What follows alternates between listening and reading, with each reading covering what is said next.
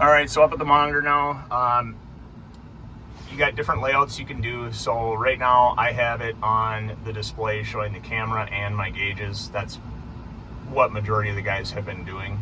I'm actually gonna start it up since it's running.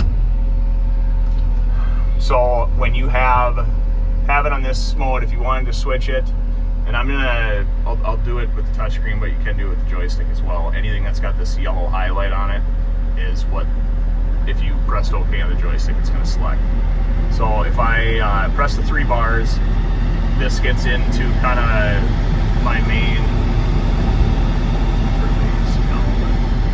This is going to be like your main settings screen. So if you press, you got your camera. That's what I was showing, camera with gauges. If you did just gauges, this is what your home layout would be. So like I said, most guys are just running the camera. If you go back into here, you got machine settings, and this is kind of some quick adjust stuff.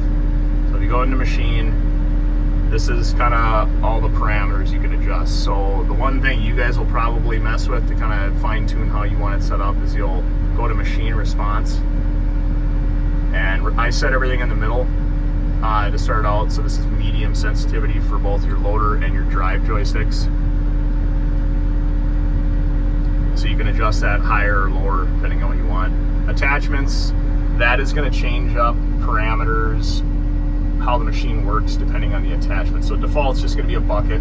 If you go into here, you have multiple different options. So if you got like a Cat Smart attachment, like a 6-way dozer blade that's got automatic grade on it, you'd select that and it would know that attachment's on the machine. Left speed left trigger mode, that's going to be changing the left trigger from 2-speed to another hydraulic function. Creep control, that's what I was talking about down on the joystick.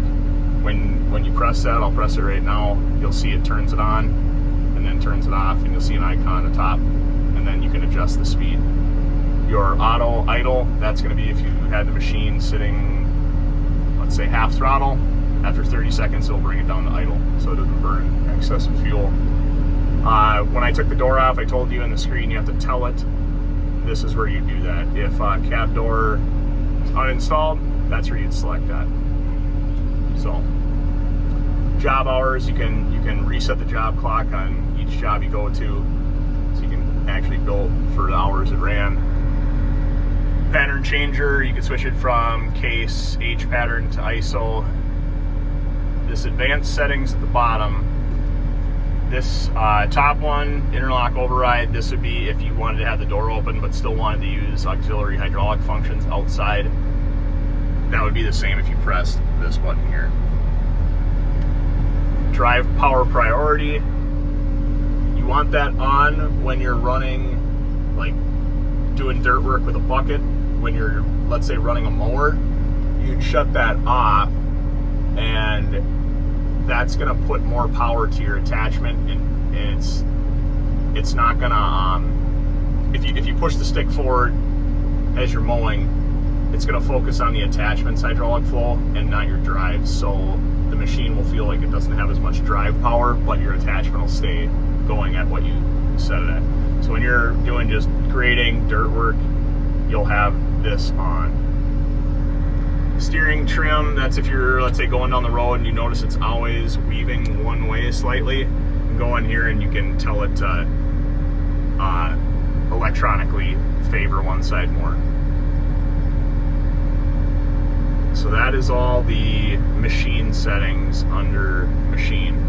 Display, hit radio. So anyway, radio, this is where you can adjust, volume, station, Bluetooth, pairing. If you go to Bluetooth, this is where you're going to go to settings and pair your phone.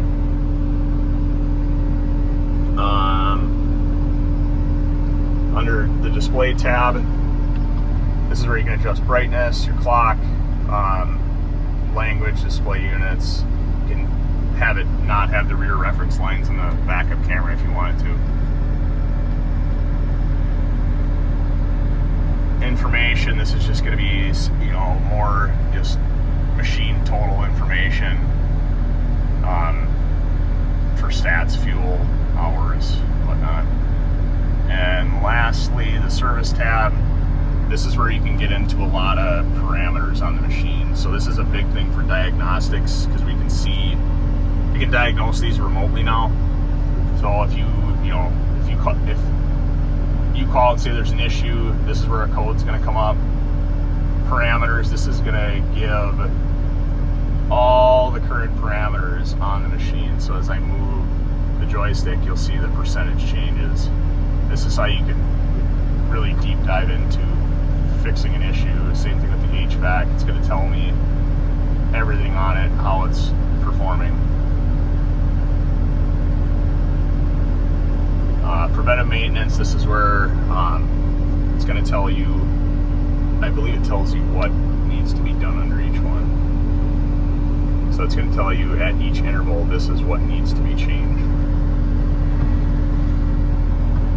Same thing with the PM3. ECM summary, this is going to tell us what software it's on.